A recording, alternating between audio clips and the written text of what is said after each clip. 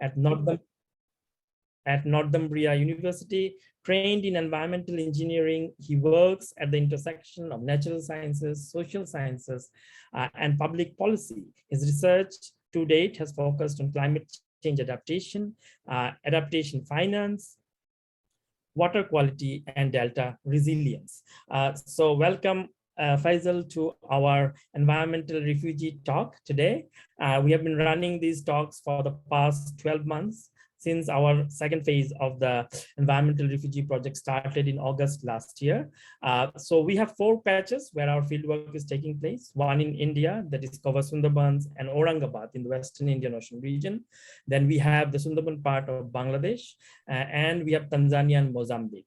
So what we are essentially trying to understand is the complexities that climate migration brings, and how do we define climate migrants, and also look at the kind of motivations behind migration, and how climate migration can be a trigger to other forms of mobility.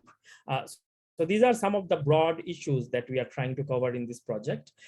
And a lot of the work that our colleagues have done in Bangladesh, India, Tanzania, and Mozambique has been based on distance kind of research because of COVID-19.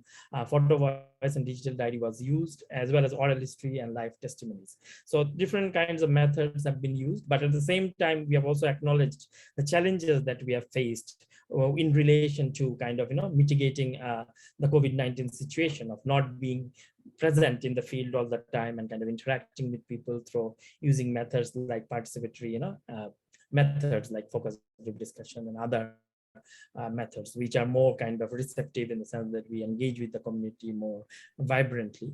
But nonetheless, we have collected a set of data, which we are now analyzing through our workshops, stakeholder workshops, and kind of other forms of communication, which we would like to kind of engage with. But today, I think we'll be presenting a very interesting kind of study about the growth of secondary cities, like for example, Mongla, which can effectively become kind of centers of resettlement of delta communities who are being forced because of natural disasters and climate events.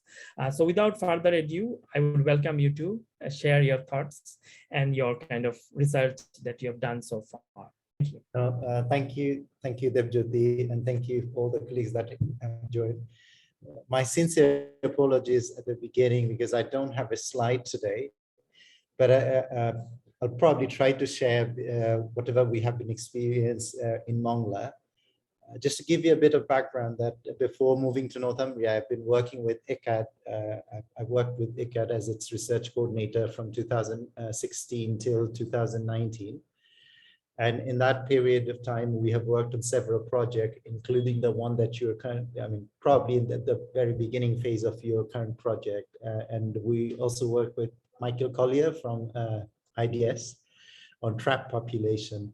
And as a follow-up of many of those projects and Dr. Huck's idea around migrant-friendly climate resilient cities, we developed this idea of working around that how climate migration can be a way to develop both regional secondary cities, but also facilitate a transformational adaptation.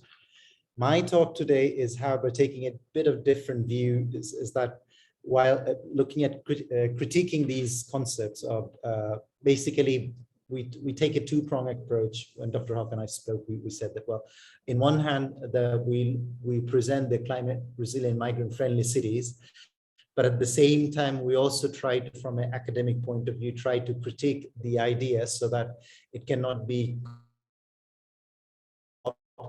or misused. So today's talk will essentially focus from that point of view, that okay, what are some of the pitfalls or potential challenges or shortcomings of the migrant-friendly climate resilient cities concept that has been presented by Professor Mizan Arkan and Dr. Huck. So if we start, as we all know, that the crisis narrative of climate change is that it will trigger migration or exodus. So the millions of people will move from different parts of the world.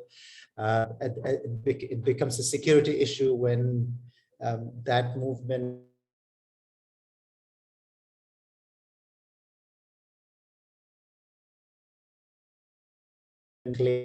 that, okay, there's going to be migration or inland-induced migration.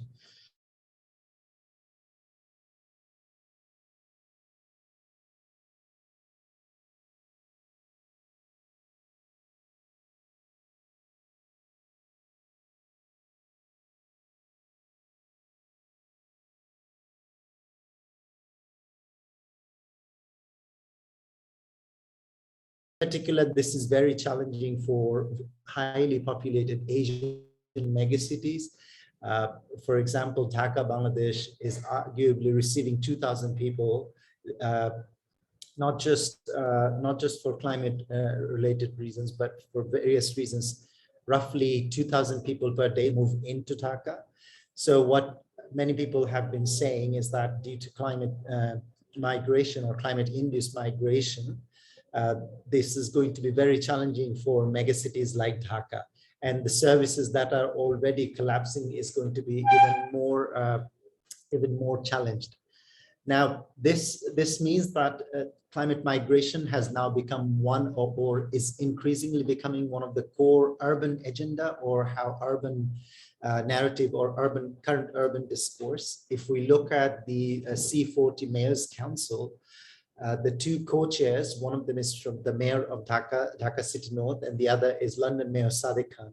And they both in their recent statements have pointed out to the fact that, okay, climate-induced migration could be a potential challenge for cities. So therefore, this should be addressed. More funding should be coming, more adaptation funding should be coming to the cities. And again, as we say that they have actually, the C40 Mayors Council, they have a mandate to accelerate local, national, and international responses to address climate change and migration. Now, what we see is that such a call for addressing migration are testimony that, okay, a new reality due to climate change is being perceived. And therefore, there is an urban political machinery that is considering new forms of urban management around climate migration. As that kind of growth sort of appears, the other part of this thing is secondary cities.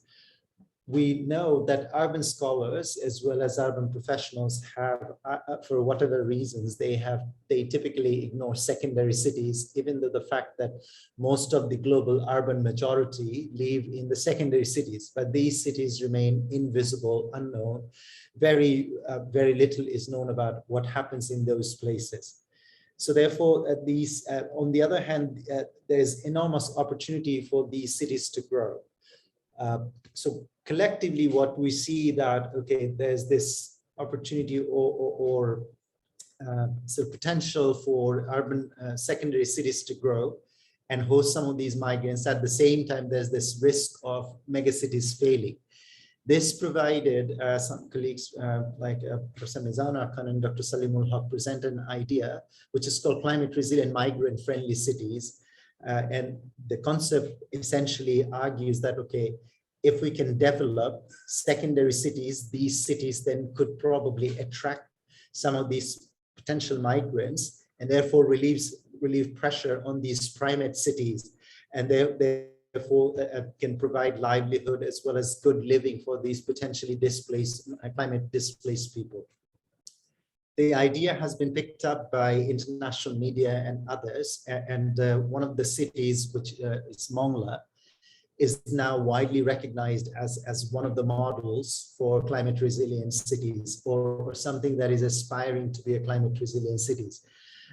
Various international media outlets have been making stories or publishing stories around Mongla or how Mongla has been developed.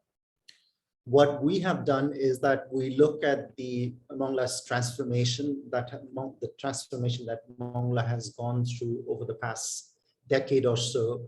And we want to sort of highlight the fact that, well, all of these transformation in many ways is focusing on the infrastructural aspects of transformation or the technocratic aspects of transformation, and often do not adequately address the social side of things. Now, as we talked about climate, I mean, as we initially at the beginning said that, okay, climate change induced migration is becoming important.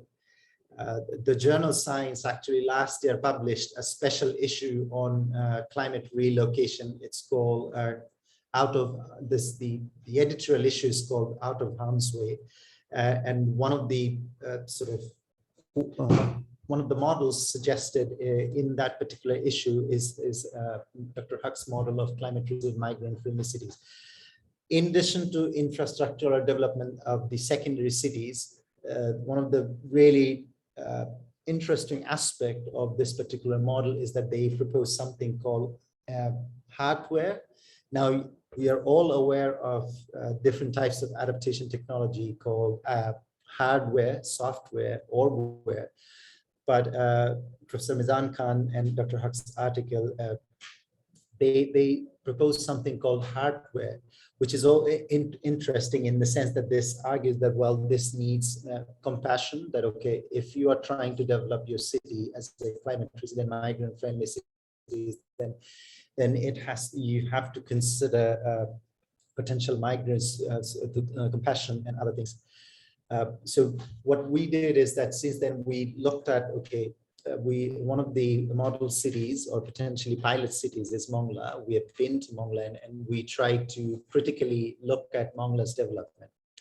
To give you a brief background on Mongla, Mongla is a city in southwestern coast of Bangladesh. It has the second largest port in Bangladesh, the second largest seaport, Mongla Seaport. And it has also an export processing zone, or EPZ, which houses several industries and provides livelihood opportunities for residents. Mongla is also interesting because it's considered the gateway to the Sundarbans, and the recent sort of urban growth has been phenomenal. So over the almost 10 or 15 years, Mongla's population has doubled. The city has completely transformed in the sense that it used to face sort of tidal water twice every day, but there has been a city protection embankment, which means that it's no longer flooded every day. The port has become very instrumental in Mongla's growth because due to sort of the central government's special attention, the port has become very active. And in fact, due to the recent growth in Mongla and potential economic growth, land prices in Mongla has skyrocketed. Almost every piece of land in Mongla is sold now. There's nothing available, but there's also more growth coming in because there has recently a major bridge connecting the northern part of the country with the southern part of the country. Two sides of the Ganges River has connected. This means that there's enormous potential for increase in growth of trade and commerce. And that means that Mongla, which has a port city, is becoming increasingly very important. And that's where, the migrant-friendly climate resilience cities model becomes very important because it argues that, okay, potentially Mongla could host many climate change people who have been displaced by climate change. Mongla could house them and potentially grow itself as a climate resilient migrant-friendly cities. What we argue is that this narrative of putting Mongla as a sort of a success story of climate resilient migrant-friendly cities, which many of these media articles are trying to portray, is often a simplistic version of what transformation Mongla has observed. We see that the transformation, as I've been telling, that has happened in Mongla is mostly infrastructure-related development, which is needed in many of the secondary cities. On the other hand, what we see is Mongla lacks social development or social side of transformation. And why we say is so is because all these narratives of the media stories, they sort of only focus on these infrastructural aspects, but sometimes often either are probably oblivious or disregard some of the critical aspects. So for example, against Mongla's phenomenal growth, Mongla has Mongla has been facing some climate challenges, and which means that the salinity levels in Mongla has been growing considerably, and that has contributed to severe drinking water crisis. And what these articles, some of the media articles do not argue is that, okay, where is the additional water going to come from? With the potential increase in population and more development, more industries coming in, this potential conflict of lack of fresh water, that is not adequately picked up or talked about, even though when we went and talked to the local residents, most of them talk about sort of challenges with drinking water. So when we are suggesting that this particular city could potentially host more migrants, these things involving water or the other environmental aspects need to be taken into consideration. Another example of that is that, as I mentioned, that with the increase in population, Mongla's land prices have been going up, or that means that some of the wetlands or some of the ponds that was available within the township, which used to provide respite during dry spells for residents to collect water from, those ponds are disappearing. People have been filling them up, and because the land prices is going up, so that means that the price or the sources of drinking water is even more shrinking. Another aspect is keeping the Mongla port itself active. So the Mongla is next to the Mongla Ghoshiakhati channel and the river Pushu, both of which have really heavy sediment load. Now, to keep the Mongla port active or functioning, there's continuous amount of dredging that's needed. Now, when the dredging of these rivers that has been ongoing in the recent years have been done in a really unplanned way, and which means that all the sand of the dredged sand has been disposed in a sort of unplanned manner on agricultural land in Mongla, and which many residents and local environmentalists argue that is damaging the land and damaging agricultural land. Now, probably questions need to be asked that, okay, how far Mongla Port can be kept active by keeping a dredging like this, because the two rivers around the city is as I said, is very heavily carry heavy sediment load. Another aspect that we came to be aware of is what a concept called it's called infrastructure violence. So what we see is that the growth in infrastructure in Mongla has not been benefiting all groups of Mongla residents equally.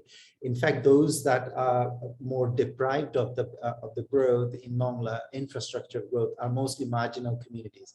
So just for example, Mongla has pipe water network, and this supply of pipe water typically disregards some of the worst affected or most marginal and poor neighborhoods of Mongla, and therefore this creates exclusion. If this is an example of exclusionary form of infrastructure development.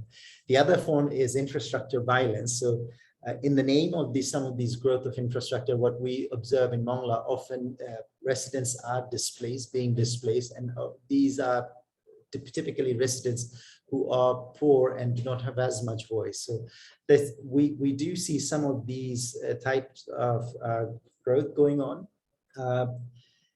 And what we argue is that this provides a classic case where in the name of sort of urban transformation or growth of secondary cities, what is happening is that certain fraction of the society, typically those who have less power and less voice, they are being further marginalized, and rather than and eventually often they're even driven out of the city. And at the same time, there's another narrative that, okay, there's more people, this city can house more people. So while the city or administration official are not creating opportunities for many of these poor people who are poor migrants to come in, the adequate facilities for them are not being built. So therefore, question remains is that how the city will house these potential migrants, many of whom are often probably not as skilled and also not as wealthy. So therefore, if they arrive and those facilities are not there, they probably could even be further, or they could even be in a worse off situation than their original position. Now, this is not something that is unheard of.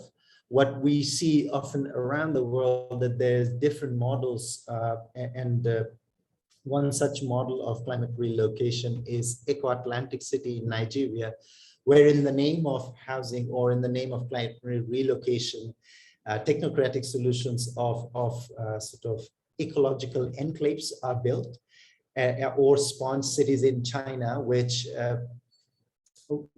eventually actually benefits those who are more those who are rich or close or more well off, as opposed to those that are actually marginal or are probably more impacted by climate resilient aspects.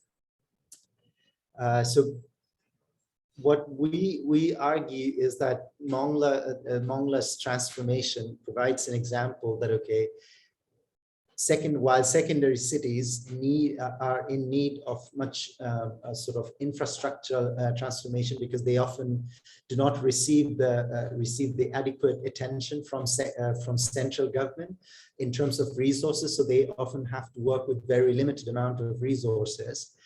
And what Mongla has shown is that when this resource comes, or if this resource is provided without appropriate attention or appropriate planning, this could easily be infrastructural transformation, which can provide some short-term success, but in the long term, this could probably even become more haunting, and what we argue can even become maladaptive. So what we say is that the climate resilient migrant-friendly cities model has this advantage of highlighting this fact that, well, the transformation that that particular model is asking for or arguing for does not entail or does not involve only technocratic aspects or infrastructural aspects. Rather, it should include those hardware things that it has asked for. And often, though, it is those social sides of transformation or those hardware innovations that Dr. Haq and Professor Mizan Khan argues in their article, which are quietly dropped. So rather, we argue that, okay, the model and its proponents then has this opportunity to strongly argue that, well, don't focus on the infrastructural bit, but rather, if you don't take into consideration social side of transformation, then eventually this could lead to further challenges down the road, and potentially make potentially lead to a faulty development or faulty urban growth in secondary cities, and that may not make climate relocation efforts successful. And I would like to stop there, and that's what we have been thinking around. So thank you. Thank you, Dr. Feisal Rahman. I think that was a very interesting and enlightening talk, in the sense that you touched upon the political economy of port development and small city development, and how, as you kindly highlighted, the techno-managerialism is not necessarily the solution, and we need to look at the social, political, and economic aspect of how communities who live at the margin should also be given voice. And the question of social justice and environmental justice is the heart of climate resilience, or what you suggested as building back better, what we are hearing from everywhere, and that can only be done through an equitable kind of distribution of resources, and which is not happening. So if that is the kind of scenario, as you can see in the global south cities, do you think that migration to urban spaces or urban places does lead to sustainable kind of or resilient kind of livelihoods. Because the whole idea that has emerged in the past 20, 30 years is that people can move to the urban spaces, they can kind of move away from the risk and disaster prone areas and lead a better life. So do you see from your current research in the Living Delta project that happening, or as you said, maladaptation, or to put it more bluntly, is it the agency of our interlocutors that we need to kind of nearly capture? Are they kind of going on their will to the cities, or they are forced to move? Or is it something which is kind of a negatively induced kind of migration? That would be my short question. Sorry for the long. Thank you. The very interesting aspect. So it's actually both. Sometimes it's forced, sometimes it's like voluntary. But either way, we see the impact is actually, I mean, regardless of whether it's voluntary or forced, we see that people are moving. But at the same time, we have to consider that migration is very complex. And if we don't take into those consideration that, okay, people have been moving for various reasons. And at the heart is often the livelihood dynamics or the complexity of maintaining livelihood. Often what we see is that the techno-managerial approach, what it does is that it doesn't, because if you want to, it doesn't address things at the root, or the root cause of vulnerability or root cause of movement, because that at times that's much more complex than addressing something on the surface. So if you focus only on climate migration, then sometimes that probably what's the word that I'm looking for? That does not reflect the realities of the challenges climate change is introducing to livelihood, people's livelihood. And if we don't address those, then just addressing migration might not be fruitful, or might not be as successful. So therefore, what we say, or what I personally feel, is that while we need to have a look at migrants of their patterns, we also need to see that, okay, how people's livelihood are being affected, and can we take potentially the natural cultural heritage of the land. If there are ways for us to address some of these livelihood challenges people are facing. The second point, I mean, the other point that you were saying is like whether people are whether people are worse off in their destination or not. So you might, as I was talking, that you might be aware of the concept of trapped population. So we, with colleagues at ICCCAD, we did this project with University of Sussex called a trapped population, where we wanted to see is that are people that are moving to urban areas, do they get trapped into another form of poverty cycle that and which they cannot move. And then this is a different kind of trapped population, because typically trapped population means people who are left behind, who cannot migrate. But this, we argue that this is a different kind of people that, okay, they come to urban areas in search of jobs, but only find themselves trapped in a different type of poverty cycle, and they cannot go back. So what we saw is that one of the ways how people were trying to get their way out of this poverty cycle was education and building capacity.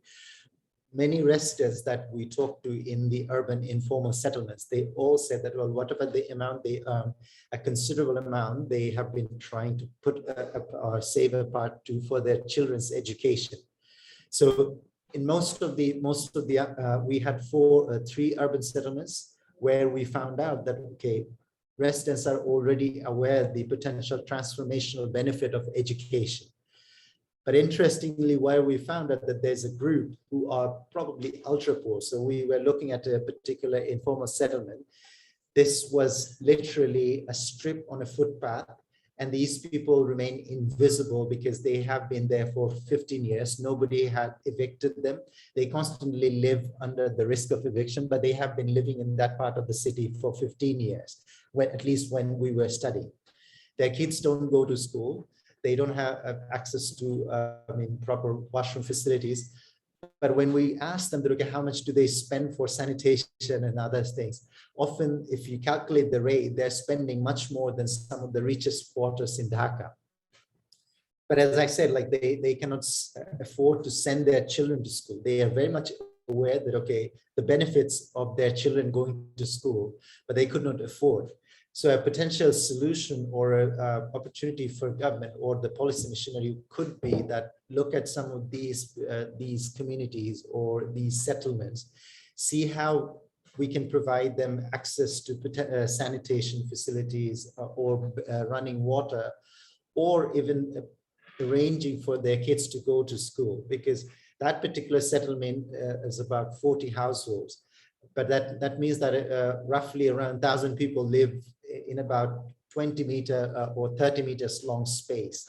But they remain completely invisible. And if we are to implement the SDG 11 and leaving no one behind, we cannot continue to ignore these people who could potentially come to cities and get stuck in this kind of vicious circle. Sorry, it was a long response to your question. So I think you've raised very interesting kind of points, and we need to kind of examine the invisible population who are left behind, as you said, and it should not be used just as a jargon. Okay, so I would now request other participants to kind of raise their questions or put it in the chat box if you have any questions for the speaker. Yeah, I can see Bandip Datta has raised his hand. Yes, Bandip, please unmute and ask your question.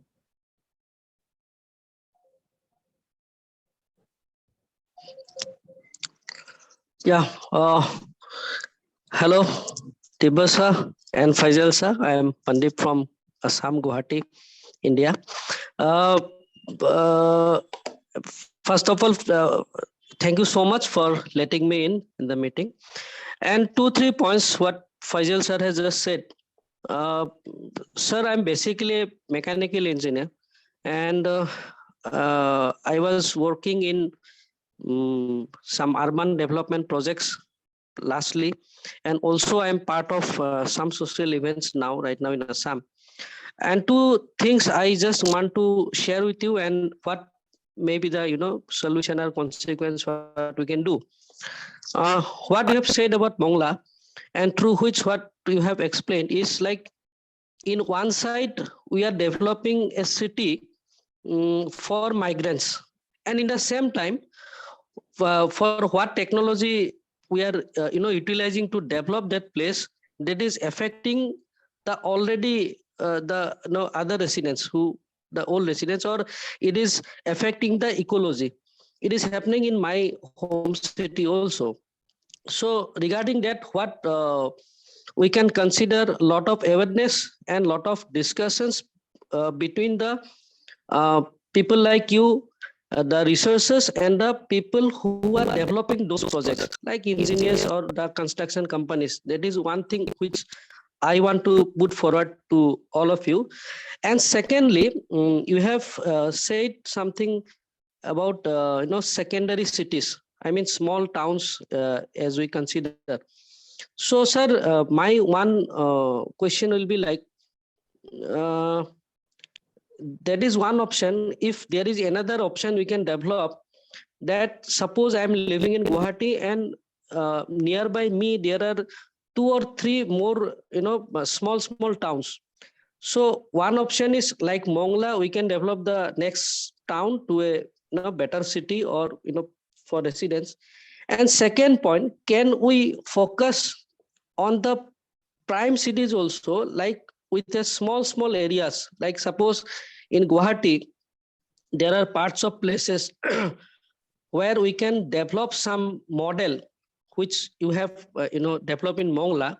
So if we can include in the second option to develop some areas in the prime cities also, because it will be, I think, somewhat more easier, because those cities are already accessible for many things and many technologies. So that is another point I want to forward to the researchers. And finally, again, it is related to the first point, which is every time it is coming to my mind, that there are especially in Asia, we have a lot of lakes and ponds even inside the cities. Suppose if I say in Guwahati, so while we are developing, So the two things are always conflict. One is like to, to protect the ecology.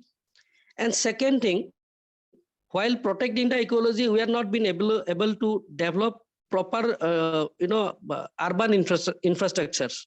So once we are giving the, want to, develop infrastructure for climate changing purpose, and in the same time, that same purpose is again affecting the ecology. So how it will be, we can go with a proper solution. So I'm again sorry for a very long kind of question. So this is what it's coming in my mind. Thank you, sir. Thank you so much.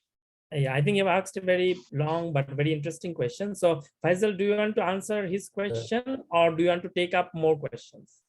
Let me just quickly respond to this because I've been so.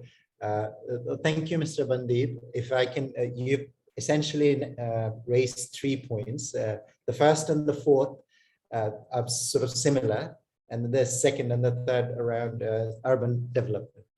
So I'll just address the first one around ecological development and urban development, or ecology and urban development conflict.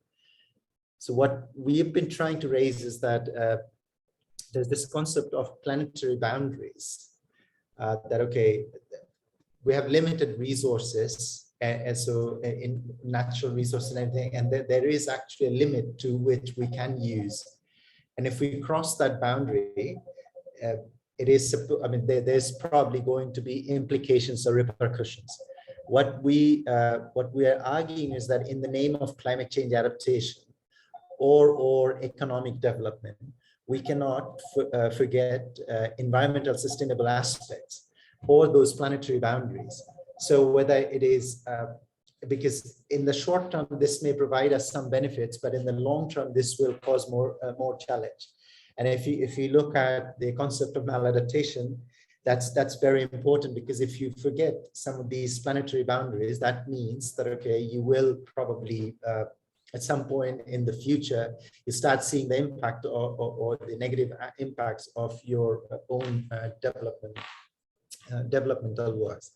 The second point is around secondary cities. It's very important that these cities, the full potential of these cities, are explored. And what we want to say is that while this is while there's potential, if this is not planned if this is not done in a planned manner, then this is not going to solve our problem. Eventually, these secondary cities, they have much more promise because they are not developed, and there's opportunity for us to do the development in a right way, as opposed to the wrong way that most of the mega cities in Asia has gone. So therefore, proper urban planning is essential, but that also means that proper resources needs to be directed to these cities, and proper capacity building of the city officials are also important in those regional or the secondary cities. The third point you made, the other point that you made around that, okay, should we then forget the mega cities? Of course not, you cannot. What we are arguing that this should go side by side, because obviously megacities are at the constant attention of governments, because the central governments are often located there. These cities have much more power, resources. They're often the hub of innovation.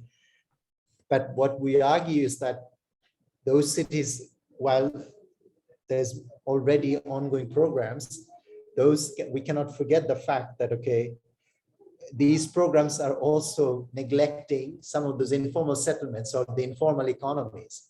So the development that you're arguing, what we want to say is that should be done in a manner that some of those informal settlement dwellers or the most marginal people or communities in those in those cities are not forgotten.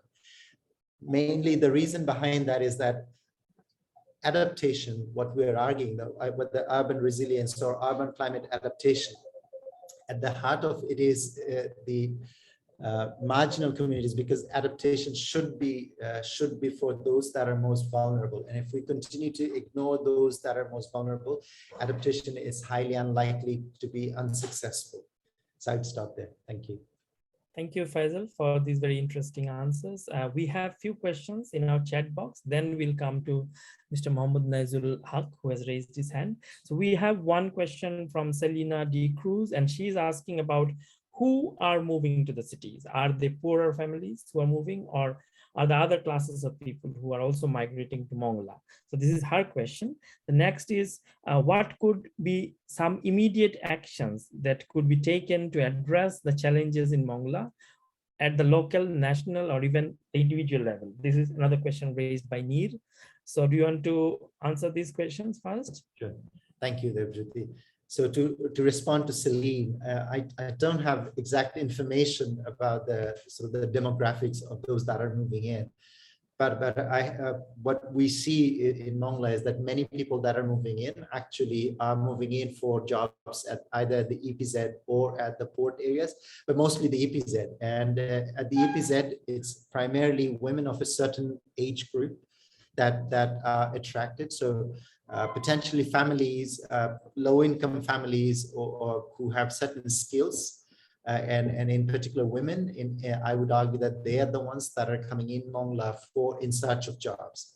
But again, I'm not sure if there's a proper demographic study available that, okay, what is the total, I mean, what is the composition of those that are moving into Mongla? Again, if in the morning, if you stand next to the boat stand in Mongla, you see tons of young people essentially going to their work. So that should give you an idea of what is the majority or what is the primary composition of the population or the demographic in Mongla. Right. The second question is, what could be some immediate actions that, so of course, when we talk to, I mean, there are plenty of things that still needs to be done in Mongla. What we are saying is that, I mean, at this point, I'm not confident enough to suggest a list of immediate actions. But what I can say is that when we talk to people, the first thing they say that, okay, they are suffering from water. And I was there a couple of weeks ago, and there was a dry spell, and they literally struggle for water. So, but Mongla has very limited sources of fresh water. And as I mentioned, that what appeared to me personally is that even the remaining sources of fresh water within Mongla are disappearing for various reasons. So probably the city officials should look for options for that would ensure that, okay, people have more just and equitable access to fresh water, as opposed to a limited fraction of the city population having access to fresh water. That's just one aspect. There are many other aspects to address, but I just thought that maybe we should talk about water first. Yeah, I think water is the most crucial aspect for which people are moving out of the region. So there is another very interesting question by Shakib Haq, and he's asking about China, the model that they have developed where they kind of create these ghost towns, and how do we encourage communities to avail the new location? So I mean, I don't know. I mean, I don't have as much information about the ghost towns, but obviously we've come across these news in China that high-rise buildings the cities built almost overnight, and now they are finding it hard to fill those cities or those apartments. Right now, I think in Mongla and other places, there's actually, I mean, we're nowhere near to these. In my personal opinion, we're nowhere near to the situation in Mongla or in other places, because there's actually short of accommodation. People are actually looking for more accommodation. There's actually, when I went there, local people were saying that if local laborers could be housed in high-rise buildings, that would be more impactful. But where the situation could easily reverse is that if those jobs are lost, so if the port is shut down, then obviously these people will leave. They're not in their Mongla for any other reason. Personally, I feel that they're only there because there's opportunities for livelihood. And they recognize that there are other challenges. Mongla itself is a highly climate vulnerable city, but the people are still moving in there because there's opportunities for work. And somehow we need to find out that these opportunities for work do not jeopardize Mongla's environment or any other secondary cities that we're planning to develop their environment in the long term. So we need to ensure that people have jobs or people will have livelihood opportunities in these cities, but those need to be done within those planetary boundaries that they do not put long-term environmental sustainability at risk. Otherwise, I think, we may, although unrelated, but we may see these towns becoming ghost cities pretty quickly. Right. I think that's the kind of situation, as you can see in China, and there's more of a lot of kind of faith in technologicalism, and Chinese cities and the building of the Three Gorges Dam led to serious kind of environmental consequences. We have to be mindful about those kind of modernist approaches towards development. We have now Mr. Nazimul Haq, who has been waiting patiently. Please go ahead.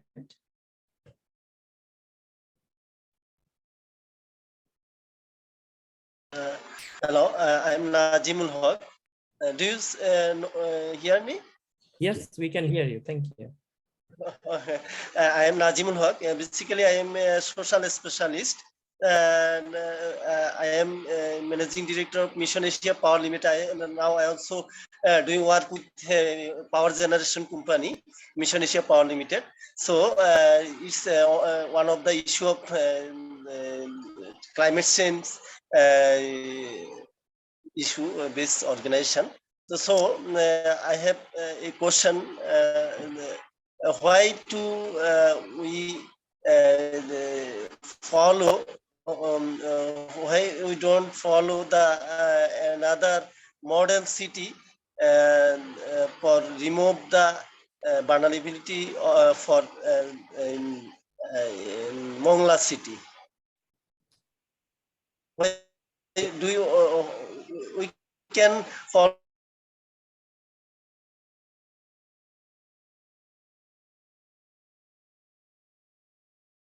for develop the Mongla city? Thank you for your question. If I understand correctly, you're suggesting that, okay, can we follow any particular other city to build Mongla? Well, there are, of course, different types of urban development models, but I would argue that, well, a good urban planning, first of all, needs to take into consideration local context, local situation, and local challenges. Simply replicating a model from another successful case study may not work for Mongla or any other city. So therefore, this is very context specific, but there should be certain principles for urban development that has to follow. And among those principles, one I personally feel that is paramount importance is listening to cities' residents, in particular residents who have less voice, those marginal groups. So therefore, I would argue that instead of following exactly a model of another sort of successful city or another particular model, rather we need to follow certain principles and go ahead to the people, hear what they want, what are their demands, and take into consideration local context and local challenges first, rather than like replicating a model from another city. Thank you. Thank you, Feisal, for these interesting answers. I think we have come to the conclusion of the question answer session. I will now request Professor Salimul Haq to kind of share his views at the end. He has been patiently waiting here for the whole session, and we are really indebted for his presence today. So I'll request Professor Salimul Haq to now take the mic. Thank you. Thank you very much, Feisal and moderator. That was a very interesting session. I'm going to be very brief because I have a very sore throat and it's difficult to talk. But essentially, what we are trying to develop with Mongla as a model and other towns as well is to see whether we can use this concept of building climate resilient, migrant-friendly towns to attract climate migrants who are now, unfortunately, a reality, and avoid them all ending up in Dhaka city, in the slums of Dhaka, and enable them, support them, encourage them by providing opportunities in these secondary towns. And Mongla is the first example. Feisal has shown. We are showing some initial good results, but it's still a work in progress, and we will have to see how things go. And so let me stop there because I'm having quite a sore throat. Thank you, Professor Salimul Haq, for these wonderful words. And I think Feisal is doing very interesting work. And the whole Living Delta project itself is as a consortium. They are doing a very interesting comparative study. So it will kind of really come up with very interesting publications and through their kind of blogs. And we are learning a lot from what they are doing. So I would kind of now say thanks to everybody for participating in today's webinar, sorry. And we will have similar webinars coming up in the next month, where our colleagues in Tanzania and Mozambique will also organize similar events. And we also have colleagues in Aurangabad, that is in the Western Indian region. They are also going to organize talks. And I would like everybody to kind of participate in these talks, share your ideas, and kind of, build this network.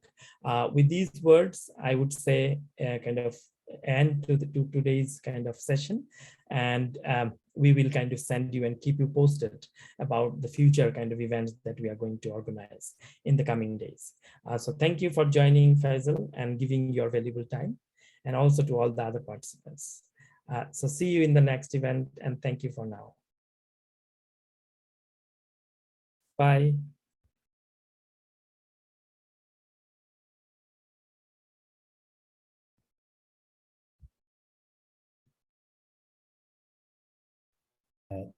Thank you, Debjyoti. Thank you, and you take care.